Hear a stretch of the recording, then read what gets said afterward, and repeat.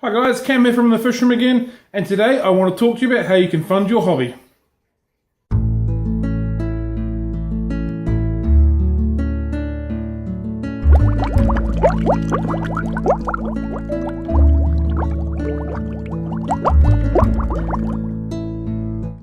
Hey everybody, like I said before, today we're going to work out some extra ways that you can fund your hobby from within your hobby.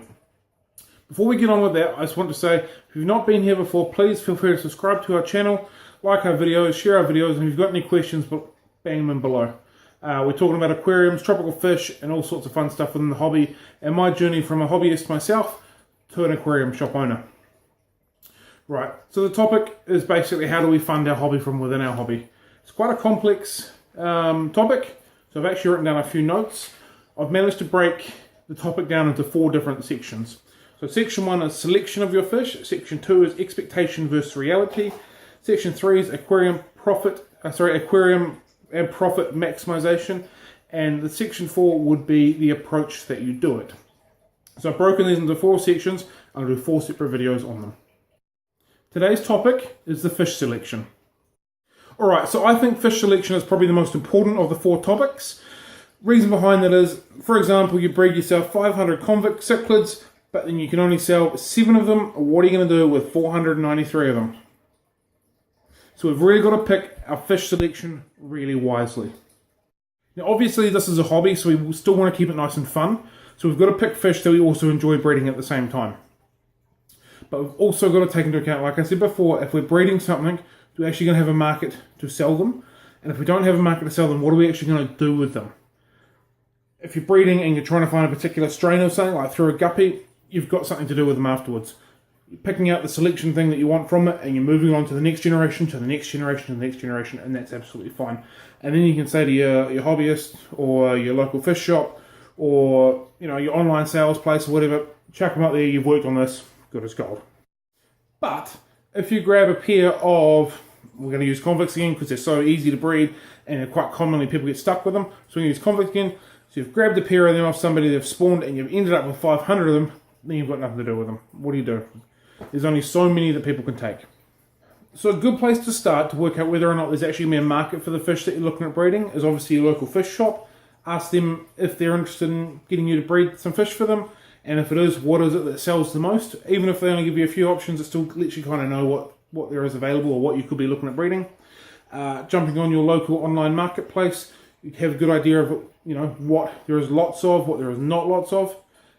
This isn't always the best way of doing it. There might be 10 people selling guppies, for example, so it's saturated, where there might be only 2 people selling bristlenose plecos, so there's more of a market, but you see there's 10 versus 2, which means you think you've got to go with the the guppies, because there's more chance of breeding them and selling them. So when selecting your fish, pick fish that you actually like as well. There's no point in deciding to breed African cichlids if you absolutely hate them and you're a pleco keeper and that's the thing you're after the most. You'll lose interest in the breeding project, you'll lose interest in the hobby. You might not, you might actually find it more enjoyable going that way, but chances are if you're starting with a fish you don't like and you're just trying to make money from it, you're not going to succeed because you're not really interested in that fish itself. Let's also look at the ease of breeding the fish you're looking for. Not only just breeding them and spawning them, but you've also got to be able to raise them as well. Take tetras for example. A lot of people manage to spawn tetras, but raising them and growing up is a completely different story. Guppies on the other hand, most people can spawn a guppy. I've only just managed to succeed, yay me. Most people can spawn a guppy and then raise the guppy at the same time. So you've got to look at how hard it is to raise them and whether that's going to be worth your time investment as well. Again, neon tetras for example are far more time consuming to breed, raise, get to a sellable size than what guppies are. So take that into account when you're selecting your fish. How many aquariums are you going to need to produce one fish? As you can see, 5, 7, 10, there's a couple over there, so there's plenty of aquariums in here. But if I'm spawning, we'll say dwarf cichlids for example, I'm going to want a spawning tank. I'm then going to want to put them in another tank to raise them a little bit more from fried juvies. And then I'm probably going to want another holding tank to hold them till I can sell them. So take that into account. Bristlenose, as an example, I've got one breeding group of bristlenose in here, another group in here, another group in here, another one in here, and another one in here. I leave them in there until they're a little bit bigger, and then I separate them to grow into one of these tanks down here. So it's nice and easy. You can tell them between the browns, the golds, the albinos, and vice blah blah blah. So you can grow them out, one spawning tank, and then one sort of growing out tank, ready to move on. Alright, so we've done a little bit of research. We've worked out that there's a really good market in our area for platies and guppies and bristlenose pleco. 3 really simple fish to breed. 3 things that should be able to fund your hobby. So what do we do next? Now we look for some breeding groups or breeding trios or whatever way you want to keep them. So we can either go down the route of buying small fish, growing them out, or put a little bit more money into the hobby and what we're looking at doing and buy bigger fish that are already spawning. It's entirely up to you. If you want to go slightly faster results, bigger mature fish, if you're happy to grow them out, watch them grow a little bit before you start spawning, go for your smaller fish. Alright, so I've personally made the decision that I want to breed live bearers with my guppies. So I've got guppies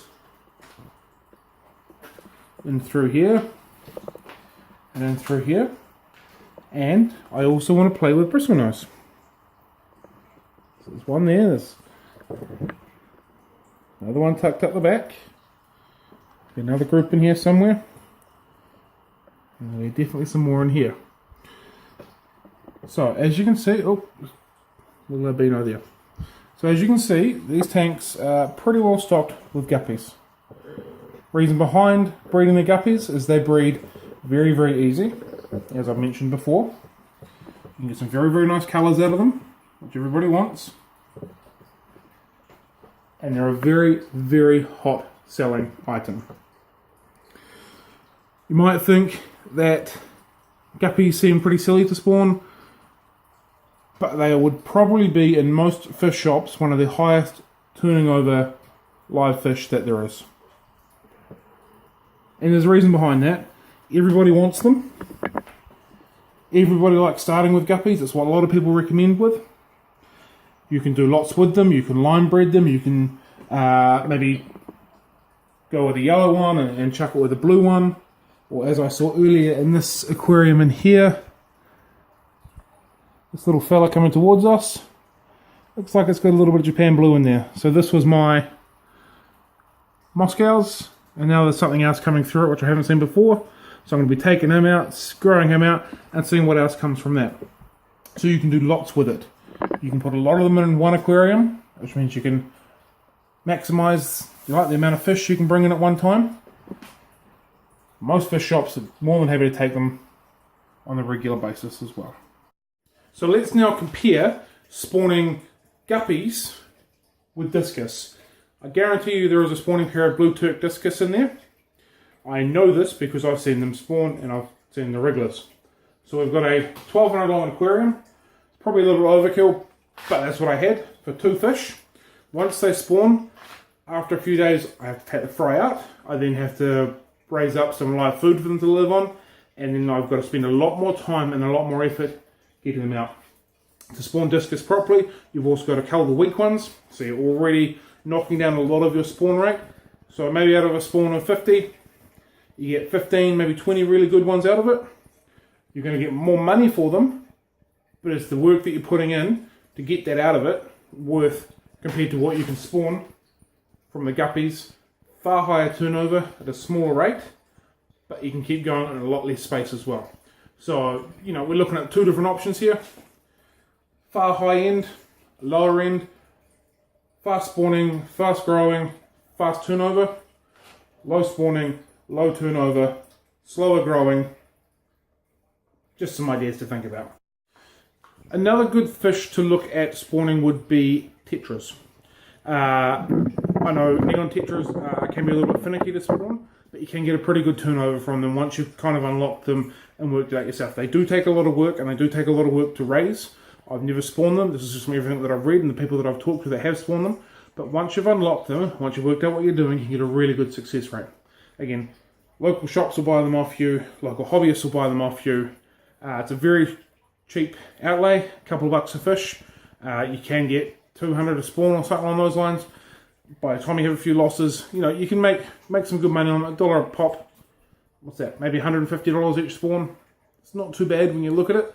So that's another option. There's always a market for tetras. You can always start with the easier tetras as well. Colombian tetras are really easy to spawn. Not as much of a market in the Colombian tetras, but they're easy to spawn. They're quite enjoyable to spawn. They're really pretty looking fish and quite underrated. But if you do them at a good price, you'll be able to move them on as well. Lemon tetras, again, spawn fairly easy. I think they're beautiful little fish that are really underrated. But lemon tetras are another good option. Spawn fairly easy, spawn in fairly good numbers. And once you've got them going, you can sell them off at a fairly good clip. The market, again, like the Colombians, may not be that large, but at the right price, you should be able to move them on. Dwarf cichlids are really fun to spawn. Things like German rams, Bolivian rams, electric blue rams, always fun. T-bars go really well as well. What else have we got? Keyholes spawn quite nicely. Firemouths. So there's some pretty good options there as far as the dwarf cichlids go in the American range. Don't take up too much room. They're fun to spawn. Again, you may end up holding on to some of the slightly more unique ones. When I say unique, I mean the likes of the firemouths, T-bars and that sort of stuff that don't have a massive market, but they will have a market. But your likes, your German rams, your Bolivian rams, you should be able to move them fairly well. There's, generally speaking, everybody, well, a lot of community fish keepers really like those fish. They're bright, they're colourful. Generally speaking, they're quite peaceful. So it's another really good option if you're looking to get into spawning, to try and fund your hobby a little bit. Maybe look into that avenue. Of course, you might be into the slightly more exotic line of fish, and generally speaking, there is always a market for the more exotic fish. If you're spawning wild caught African cichlids or maybe some rare plica or something like that, generally speaking, there is always a market for that. If you're in that sort of line of fish, often spawning it isn't so much to fund your hobby, but it's to say, I've owned this fish, I've spawned this fish, I've grown out this fish, yep, sweet, stoked, and then, you know, often people will find out you got them and say, oh, yeah, I've got some, move them on. Not so much constantly funding your hobby, but chipping away at it, so to speak. But there's always that avenue as well if you're in the slightly more exotic range. There's always a market for it, just the market's a lot smaller than your standard community fish or your easy keeping Africans and plecos and stuff like that. So in summary, if we're looking at funding our hobby by spawning fish, one of the most important things is to pick the fish right. Don't pick fish that you're trying to make lots and lots of money on. Pick fish to start with that you really like keeping. Do some research and see whether the market is worthwhile spawning it or not. If it's worth spawning it and trying to fund it, go for it. If it's not, don't be disillusioned to think, I'm going to spawn, get 600 and then I'm going to flick them all off. In actual fact, you might not be able to. The actual experience of spawning the fish is also enjoyable. So again, wicked, I've spawned these fish, I've got 300, I've sold 10 of them, doesn't matter, I've actually really enjoyed that process, it's still pretty cool. It's going against the kind of idea what we're talking about of trying to fund your hobby, but that's still part of the hobby and enjoying it as well. Right, so I think that about sums up the fish selection aspect of ways that you can fund your hobby. Like I said before, we've still got the expectation versus reality, we've got the aquarium and profit maximization, and we've got the right approach to do it as well. I don't know if I'll do them, like next week we'll have one, the week after we'll have another one, but they'll be in very, very neat distant future. I've just got a couple of other videos that I'm building up at the moment as well, so we'll just see how we go, but I guarantee you they'll be coming out very soon as well. So once again, if you're loving what we're doing, please feel free to subscribe to our channel, like our videos, share our videos, and if you've got any burning questions about this topic I've just talked about, please whack them in down below, and if you've got any other general questions, more than happy to answer them, so please fire away, I've got no issues whatsoever. On that note, I hope you guys have a good one. Happy fish keeping and catch you all later.